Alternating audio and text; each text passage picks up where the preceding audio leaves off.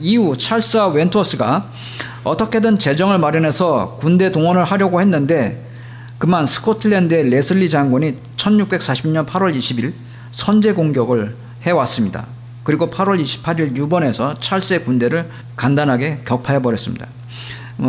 사실은 잉글랜드 군이 스코틀랜드 군에게 동조했기 때문에 적극적으로 방어하지 않았다는 말이 있습니다. 이후 스코틀랜드 군은 뉴캐슬을 점령하고 평화가 성립될 때까지 매일 주둔 비용 850파운드를 지불하라고 찰스에게 요구했습니다. 이렇게 해서 다급해진 찰스는 어쩔 수 없이 또다시 바로 의회를 소집해서 1640년 11월 3일 제5차 의회가 개원되었습니다. 사태가 더 악화되었기에 이번 의회는 찰스의 실정에 대한 책임 때문에 스트래퍼드 백작이 탄핵될 것으로 예상되는 상황이었습니다. 이에 찰스는 그의 신변을 보호해주겠다고 약속하면서 그를 런던으로 불러들였습니다. 그래서 스트래퍼드는 찰스에게 핌을 비롯한 의회파 주요 인사들을 스코틀랜드와 내통한 혐의로 체포하자고 했습니다. 그 당시 상황에서 스코틀랜드는 스페인이나 프랑스와 같은 완전히 다른 나라가 아니었기 때문에 긴장 국면에서 사태를 매끄럽게 풀어가기 위해서는 의원들이 그들과 의견 교환을 할 수도 있었을 법한데 찰스나 스트래퍼드는 이 행위 자체를 내통으로 규정한 것입니다. 그런데 당시 사태들의 흐름을 보면 모종의 계획들은 종종 상대방도 알 수 있기 마련이었기 때문에 누군가에게 치명적인 모의가 진행되면 이것을 안 상대방이 가만히 있지 않을 것이었습니다. 그래서 1640년 11월 9일 저녁 런던에 도착한 스트래퍼드가 11일 아침에 국왕과 더불어 런던탑 열병식에 참석하고 있을 때 의회에서는 교황파가 잉글랜드를 장악할 음모를 꾸미고 있다는 주장이 제기되었습니다. 그도 그럴 것이 찰스 측이 전쟁 비용을 마련하기 위해서 교황파도 접촉했고 스페인 지원, 아일랜드 가톨릭 세력의 지원 이런 것들을 받으려고 궁리했었기 때문입니다. 그러므로 핌은 왕, 스트래퍼드, 로드가 그런 음모를 꾸미고 있다고 하면서 스트래퍼드 탄핵을 주장했습니다. 그러자 이 문제는 일사천리로 진행이 되어서 귀족원, 즉 상원에 스트래퍼드의 긴급 체포 요청서까지 제출되었습니다. 이런 사실도 모른 채 핌을 반역죄로 고발하려고 11시쯤 의회에 들어섰던 스트래퍼드는 바로 체포되어서 런던 탑으로 끌려갔습니다. 그리고 이렇게 의회를 주도하던 의원들은 당시에 종교적 탄압기구 역할을 하고 있던 성실청이라고 하는 종교재판 기구에 의해서 구속되어 있던 프라인, 레이턴, 버튼, 베스트윅 등과 같은 청교도 인사들을 석방시켰습니다. 그런데 그들이 감옥에서 나오자 런던 민중들은 그들이 영웅이기라도 한 듯 그들을 에스코트하였습니다. 즉 아직 민주주의를 경험하지 못한 17세기 잉글랜드 민중들이 자신들의 정치, 종교적 의사표시를 이런 식으로 할 수 있었던 것입니다. 그리고 그들은 각종 청원을 통해서 의회의 개혁을 재촉했습니다. 이렇게 해서 의회는 로드 주교까지 탄핵을 해서 런던탑에 수감시켰습니다. 어떤 시대 사람들의 집단적 감정이나 의지를 딱 잘라서 이렇다라고 규정하기는 어렵습니다. 특히 여론조사 같은 것이 없던 시대에는 더 어려운 것이죠. 하지만 청교도혁명, 영국혁명 발발 시기의 기록들을 보면 적어도 잉글랜드의 많은 민중들은 적극적으로 정치적 의사표시를 하는 상황이었고 그것도 산발적으로 중심점 없이 그렇게 한 것이 아니라 의회와 정치적으로 상호작용하면서 그렇게 하고 있었다는 점에서 이런 모습은 중세 봉건제나 절대 왕정과 결이 다른 새로운 힘의 등장을 말할 수 있게 해줍니다. 그래서 어떤 학자는 이미 17세기에 잉글랜드의 민족국가가 성립되었다고 주장했습니다. 민족국가라는 것이 사실상 민주주의 발달이 이루어진 다음에 등장한다고 하는 견해에 따를 것 같으면 그만큼 이 시기에 미약하나마 잉글랜드의 민주주의적인 기류가 나타났다고 할 수 있다는 것입니다. 어쨌든 그 외에도 의회는 스코틀랜드 군대에게 주둔 비용을 지불하는 법안을 통과시키면서 동시에 3년 회기법이라고 하는 법을 통과시켰습니다. 이것은 국왕의 의회 소집을 안 한 채 3년이 되면 국왕이 명령하지 않아도 선거가 치러져서 의회가 소집되게끔 하는 법이었습니다.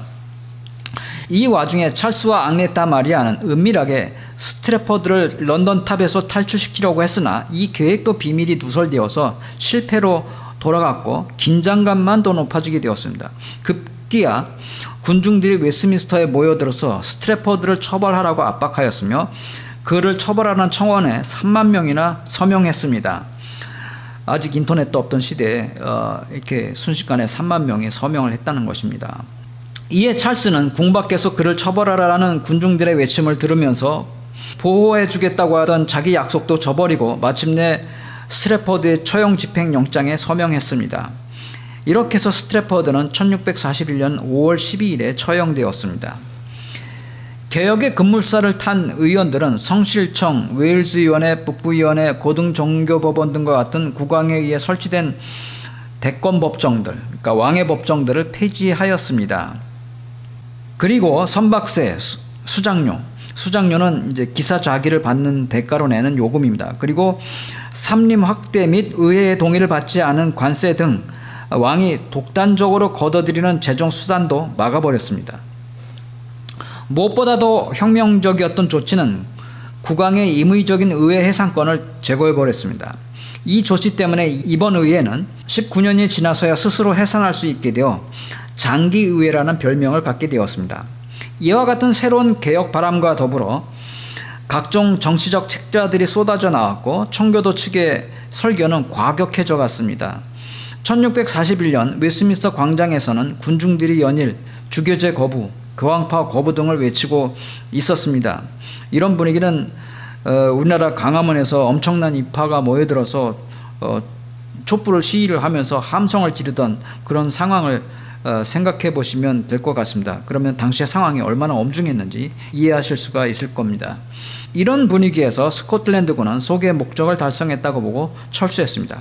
이에 찰스는 8월에 스코틀랜드를 방문해서 레슬리 장군을 비롯한 몇몇 귀족에게 상을 내려 스코틀랜드인들을 무마했습니다. 그런데 1641년 10월 말 아일랜드로부터 경악할 만한 소식이 전해졌습니다. 아일랜드 가톨릭 세력의 봉기에서 신교파인 잉글랜드인 및 스코틀랜드인 주민 수만 명을 남녀노소 가리지 않고 잔인하게 학살했다는 소식이었습니다. 사실 아일랜드는 아까도 말한 것처럼 군대 모집이 일어나다가 중지되어서 동요될 만한 상황이었고 이 때문에 잉글랜드와 스코틀랜드 의회 의원들이 아일랜드를 손보아야 하지 않겠는가 이런 생각을 하고 있던 상황이었기 때문에 아일랜드로서는 나름 선제적으로 대응한 면이 없잖아 있었습니다.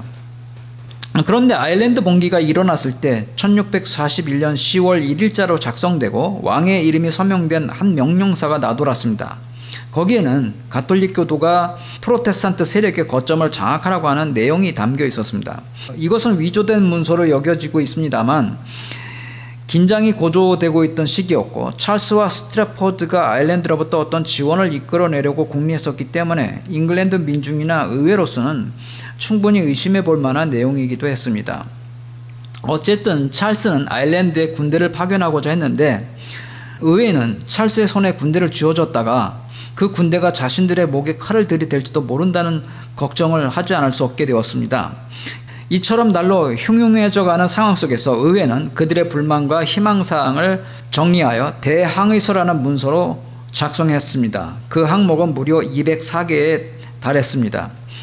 권리청원에서 거론됐던 내용과 중복되는 부분도 있는데 어쨌든 이 문서는 찰스의 실정 그리고 부조리한 통치 문제에 대해 매우 자세하게 나열했습니다.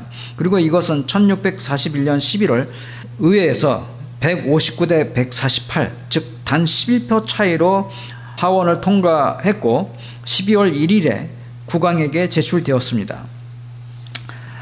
이 표결을 보면 이 무렵 의회 의원들의 입장이 첨예하게 엇갈리고 있는 것을 확인할 수 있습니다. 또한 의회 의원들은 이 문서를 통해 찰스에 대한 불신도 드러냈고 왕의 자문위원과 군 장교 임명 시 의회 승인을 받도록 요구하고 있었습니다. 그런데 이 대항의서의 작성이 의원들의 입장을 첨예하게 엇갈리게 한 것은 그 내용이 인쇄되어서 유통되기로 되어 있었기 때문입니다.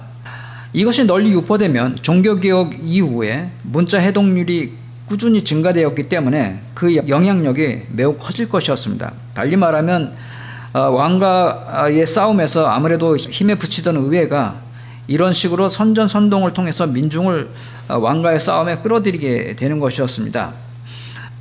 실제로 의회의 호소에 부응이라도 하듯이 이제 군중들이 곤봉이나 검까지 가지고 웨스트민스터나 화이트홀 주위에 몰려들었습니다.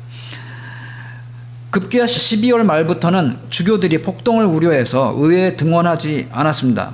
그중 일부는 자신들이 참석하지 않고 진행된 의사 일정은 부당한 것이라는 이의를 제기했습니다. 하지만 상하원 의원 대다수는 주교들에게 적대적이었습니다. 어쨌든 대항의서의 요점을 간단히 정리하면 다음과 같습니다.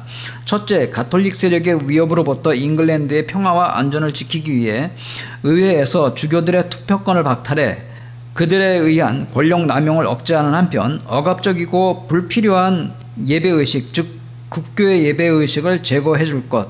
둘째, 왕의 자문위원회에서 억압과 부패를 일삼는 자를 제거하고 의회와의 신뢰관계를 회복할 것.